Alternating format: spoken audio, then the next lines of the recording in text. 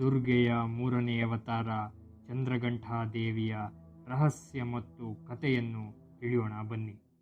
ಶಿವನ ರೂಪವನ್ನು ನೋಡಿದ ಪಾರ್ವತಿಯ ತಾಯಿ ಮೇನಾದೇವಿಯು ಆಘಾತದಿಂದ ಮೂರ್ಛೆ ಹೋಗುತ್ತಾಳೆ.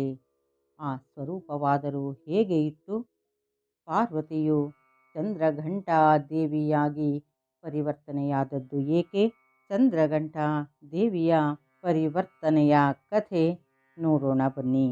ಆದರೆ ಈ ಪರಿವರ್ತನೆಯು ಕೇವಲ ಭೌತಿಕವಾಗಿರಲಿಲ್ಲ. ಅದೊಂದು ಬಲವಾದ ಬದಲಾವಣೆಯಾಗಿತ್ತು.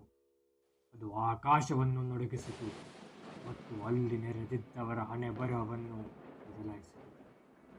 ನಮಸ್ಕಾರ ಸ್ನೇಹಿತರೆ, ನಾವು ದುರ್ಗಾದೇವಿಯ ಶೈಲಪುತ್ರಿ ಮತ್ತು ಬ್ರಹ್ಮಚಾರಿಣಿ ಸ್ವರೂಪದ ಸಂಕ್ಷಿಪ್ತ ಪರಿಚಯವನ್ನು ತಿಳಿದುಕೊಂಡೆವು. ಜಗಜ್ಜನನಿ ದುರ್ಗಾದೇವಿಯ ಮೂರನೇ ಅವತಾರವೇ ಚಂದ್ರಘಂಟ. ನವರಾತ್ರಿಯ ಉಪಾಸನೆಯಲ್ಲಿ ಮೂರನೇ ದಿನ ಇವಳ ಪೂಜೆ ಆರಾಧನೆ ಮಾಡಲಾಗುತ್ತದೆ. ಚಂದ್ರಘಂಟ ಅಂದರೆ ಗಂಟೆಯಾಕಾರದ ಅರ್ಧ ಚಂದ್ರನನ್ನು ಮಸ್ತಕದಲ್ಲಿ ಧರಿಸಿದವಳು ಎಂದು. ಹಿಂದೆ ಹಿಮವಂತ ಹಾಗೂ ಮೈನಾದೇವಿಯ ಪುತ್ರಿಯಾಗಿ ಜನಿಸಿದ ಪಾರ್ವತಿಯು ಶಿವನನ್ನು ಪಡೆಯಲು ಕಠಿಣ ತಪಸ್ಸನ್ನು ಕೈಗೊಳ್ಳುತ್ತಾಳೆ.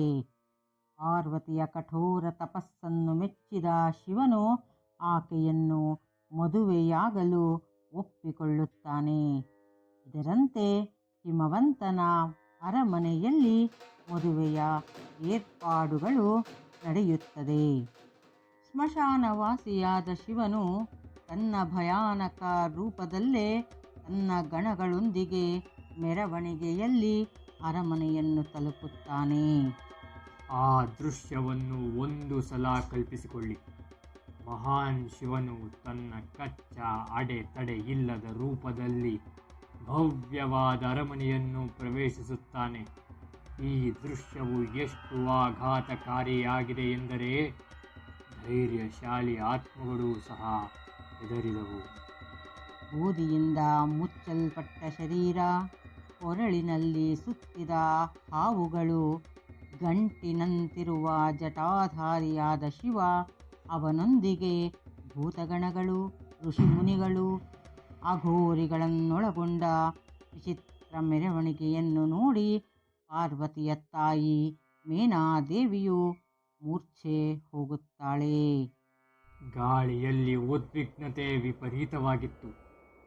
ತನ್ನ ಮಗಳ ಮದುವೆಯಲ್ಲಿ ಈ ಭಯಾನಕ ಮೆರವಣಿಗೆಯನ್ನು ನೋಡುವ ತಾಯಿಯನ್ನು ನೀವು ಊಹಿಸಬಲ್ಲಿರ. ಅವಳಿಗೆ ಅದನ್ನು ಸಹಿಸಲು ಸಾಧ್ಯವಾಗಲಿಲ್ಲ ಮತ್ತು ಎಲ್ಲವೂ ಕತ್ತಲೆಯಾಯಿತು. ವಿವಾಹಕ್ಕೆಂದು ಸೇರಿದ್ದವರು ಶಿವನ ರೂಪ, ಅವನ ಗಣಗಳನ್ನು ನೋಡಿ ಆಘಾತವನ್ನು ಅನುಭವಿಸುತ್ತಾರೆ.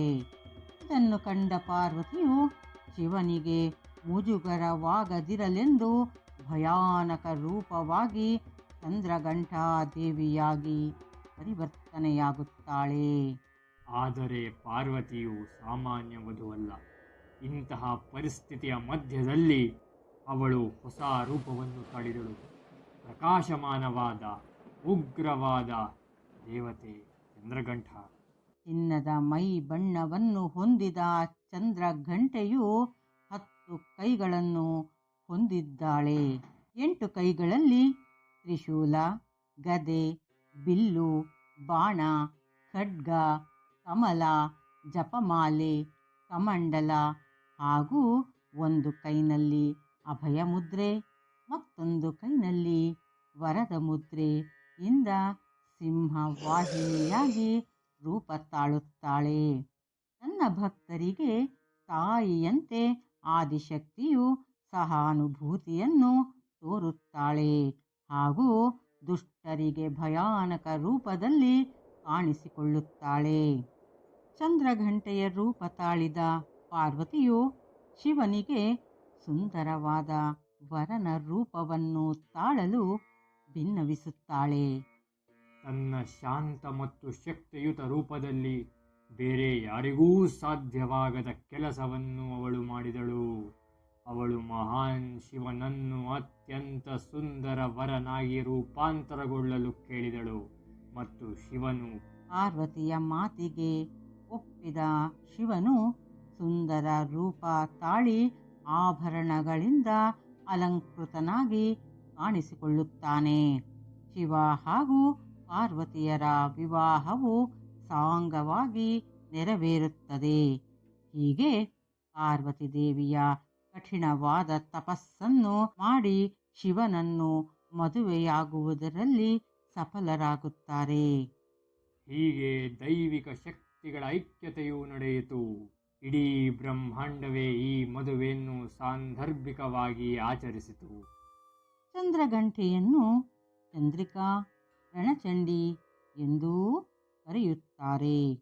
ಇವಳಿಗೆ 10 ಕೈಗಳಿದ್ದು 10 ಕೈಗಳಲ್ಲೂ ಶಸ್ತ್ರಾಸ್ತ್ರವನ್ನು ಹಿಡಿದುಕೊಂಡು ರಾರಾಜಿಸುತ್ತಾಳೆ. ದುಷ್ಟರನ್ನು ಸಂಹಾರ ಮಾಡಲು ಸದಾ ಸಿದ್ಧವಾಗಿರುವ ಭಂಗಿಯಲ್ಲಿರುವ ಅವಳು ಬೆಳಕು ಮತ್ತು ಕತ್ತಲೆಯ ನಡುವಿನ ದಾರಿಯಲ್ಲಿ ನಿಂತಿದ್ದಾಳೆ. ದುಷ್ಟತನವನ್ನು ಅದರ ಎಲ್ಲ ರೂಪಗಳಲ್ಲಿ ನಾಶ ಮಾಡಲು ಸಿದ್ಧಳಾಗಿದ್ದಾಳೆ. ಯುದ್ಧ ಭೂಮಿ ಯುದ್ಧಕ್ಕೂ ಕೇಳಲಾಗುವ ಅವಳ ಗಂಟೆ ಶಬ್ದವು ದೆವ್ವಗಳನ್ನು ಭಯದಿಂದ ಓಡುವಂತೆ ಮಾಡುತ್ತದೆ.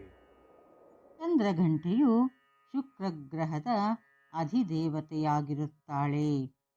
ಚಂದ್ರಘಂಟೆಯು ಭೂಮಿಯ ಮೇಲಿರುವ ಎಲ್ಲ ಜೀವಿಗಳಿಗೂ ಸಂತೋಷವನ್ನು ನೀಡುವ ತಾಯಿ. ಅವಳು ಕೇವಲ ಕೆಟ್ಟದ್ದನ್ನು ಸೋಲಿಸುವುದಿಲ್ಲ, ಅವಳು ಜಗತ್ತನ್ನು ಶಾಂತಿ, ಸಮೃದ್ಧಿ ಮತ್ತು ರಕ್ಷಣೆಯಿಂದ ಆಶೀರ್ವದಿಸುತ್ತಾಳೆ. ತನ್ನ ಭಕ್ತರ ಜೀವನದಲ್ಲಿ ಸಮತೋಲನವನ್ನು ತರುತ್ತಾಳೆ. ಇವಳ ಆರಾಧನೆಯಿಂದ ಸಂಪತ್ತು ಹಾಗೂ ಸಮೃದ್ಧಿ ನೆಲೆಸುತ್ತದೆ. ಈಕೆಯ ಕೃಪೆಯಿಂದ ಭಕ್ತರ ಎಲ್ಲ ಪಾಪಗಳು, ಕಷ್ಟಗಳು, ದೈಹಿಕ ಹಾಗೂ ಮಾನಸಿಕ ನೋವು, ತೊಂದರೆಗಳು ನಿವಾರಣೆಯಾಗುತ್ತವೆ.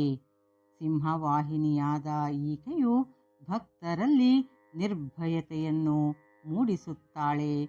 ಅವಳ ಧ್ಯಾನವು ನಮ್ಮ ಇಹಲೋಕ ಮತ್ತು ಪರಲೋಕ ಎರಡಕ್ಕೂ ಶ್ರೇಯಸ್ಕರ ಹಾಗೂ ಸದ್ಗತಿಯನ್ನು ಕೊಡುವಂತಹುದಾಗಿದೆ. ತಾಯಿ ಚಂದ್ರಘಂಟಾ ದೇವಿಯ ಆಶೀರ್ವಾದ ನಮ್ಮೆಲ್ಲರ ಮೇಲಿರಲಿ. ಹೀಗೆ ನಮ್ಮ ಮುಂದಿನ ವಿಡಿಯೋಗಳಲ್ಲಿ ನವರಾತ್ರಿಯ ನವದುರ್ಗೆಯರ ಎಲ್ಲ ಅವತಾರಗಳ ಬಗ್ಗೆ ತಿಳಿಯೋಣ. ಆದರೆ ಈ ಪ್ರಯಾಣ ಇನ್ನೂ ಮುಗಿದಿಲ್ಲ. ದುರ್ಗೆಯ 4ನೇ ರೂಪವಾದ ಕೂಷ್ಮಾಂಡಾ ದೇವಿಯ ರಹಸ್ಯಗಳನ್ನು ನಾಳೆ ತಿಳಿಯೋಣ. ನೀವು ತಪ್ಪದೆ ಕೇಳಿ. ಅವಳ ಶಕ್ತಿಗಳು ಕಲ್ಪನೆಗೂ ಮೀರಿದವು. ನಿಮ್ಮೆಲ್ಲರಿಗೂ ನವರಾತ್ರಿ ಹಬ್ಬದ ಶುಭಾಶಯಗಳು. ಧನ್ಯವಾದಗಳು.